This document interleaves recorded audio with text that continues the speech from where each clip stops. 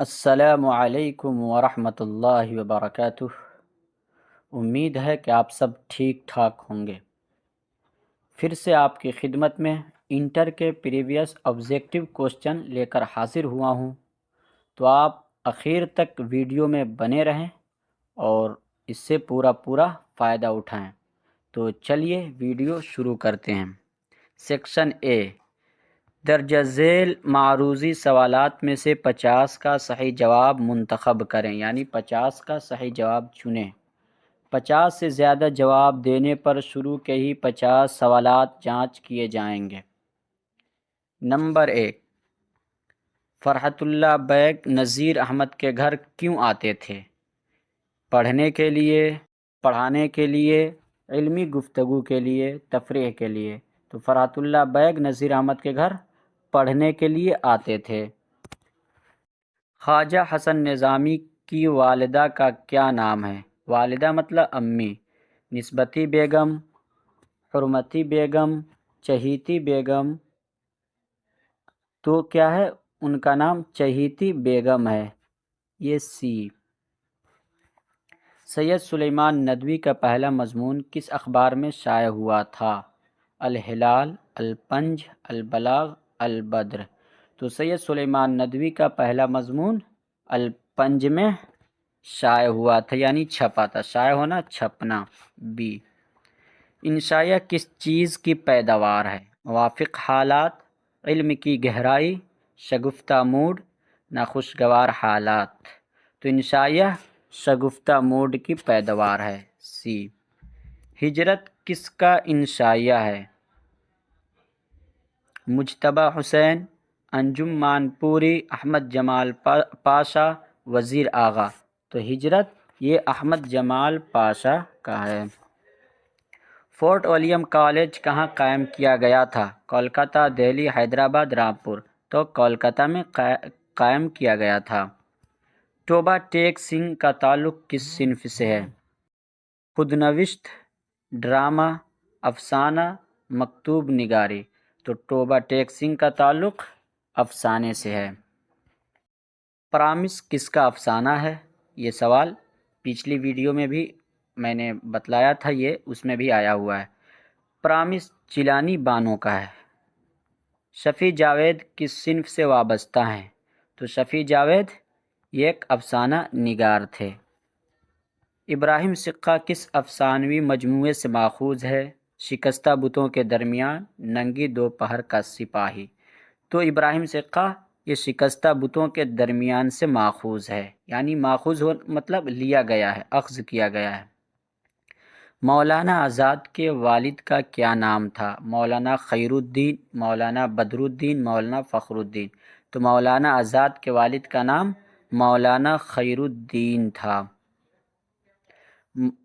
مرزا فرحت اللہ bag کی پیدائش کب ہوئی؟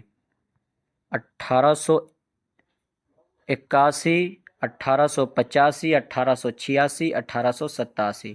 مرزا فرحت اللہ بیگ کی پیدائش 1885 میں ہوئی ہے۔ خواجہ حسن نظامی کہاں مدفون ہوئے؟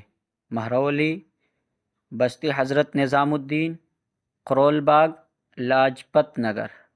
تو خواجہ حسن نظامی حضرت نظام الدین میں مدفون ہوئے، یعنی ان کی دفن ہوئی۔ غدر کے واقعات کو افسانوں اور ناولوں کی شکل میں کس نے پیش کی؟ تو غدر کے واقعات کو افسانہ اور ناولوں کی شکل میں پریم چند نے پیش کی تھی۔ ندوۃ العلماء میں قیام کے دوران سید سلیمان ندوی نے کس رسالے کی ادارت کی، یعنی جاری کیا؟ الندوہ کی، ٹھیک ہے۔ الندوہ ایک رسالہ چھپتا ہے ندوے سے۔ راک فیلر کس چیز کا تجارت کرتا تھا؟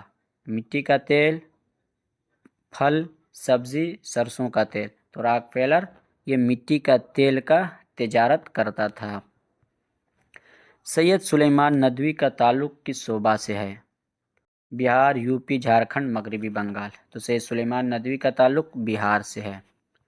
سیرت النبی کے تعلق سے کیا صحیح ہے؟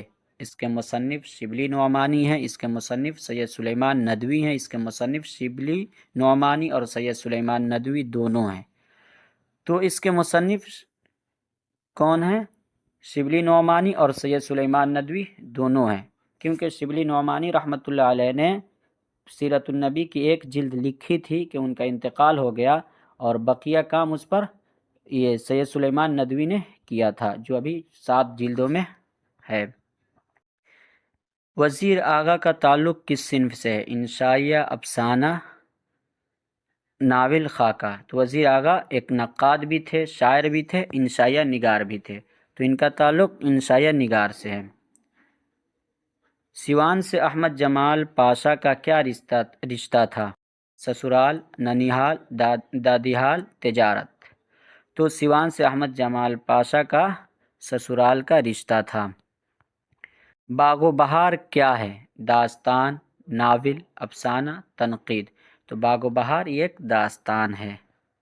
سعادت حسن منٹو کب پیدا ہوئے؟ 1910، 1911، 1912، 1913۔ سعادت حسن منٹو یہ 1912 میں پیدا ہوئے۔ ہجرت سے کیا مراد ہے؟ وطن کو ہمیشہ کے لیے چھوڑنا، پیارے نبی صلی اللہ علیہ وسلم کا مکہ سے مدینہ روانہ ہونا۔ اے اور بی دونوں صحیح ہے، ان میں سے کوئی نہیں۔ تو زیادہ غالب گمان یہی ہے کہ وطن کو ہمیشہ کے لیے چھوڑنا، کیونکہ ہجرت کا جو تعلق ہے، آپ کا جو سبق ہے ہجرت، اس میں 3-4 چیزیں ذکر کی گئی ہیں۔ ایک تو یہ کہ حضرت آدم علیہ السلام کا جنت سے نکالنا، تو آدم علیہ السلام جنت سے ہمیشہ کے لیے نکالے گئے تھے۔ اسی طرح سے بٹوارے کے وقت لوگوں کو پاکستان چلا جانا، یہ بھی ہجرت ہے، تو یہ بھی ہمیشہ کے لیے گئے۔ اسی طرح سے رزق اور معاش کے غرض سے ایک ملک کو دوسرے ملک کو چھوڑنا، تو یہ بھی ہمیشہ کے لیے ہوتا ہے۔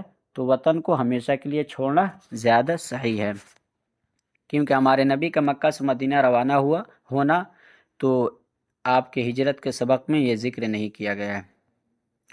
جیلانی بانو نے کس افسانے نگار پر مونوگراف لکھا؟ کرشن چندر، پریم چند، بیدی، سہیل عظیم آبادی۔ تو جیلانی بانو نے کرشن چندر پر مونوگراف لکھا ہے۔ آج کے ہمارے ویڈیو ختم ہوئی، انشاءاللہ پھر کل 25 کوشچن لے کر حاضر ہوں گا۔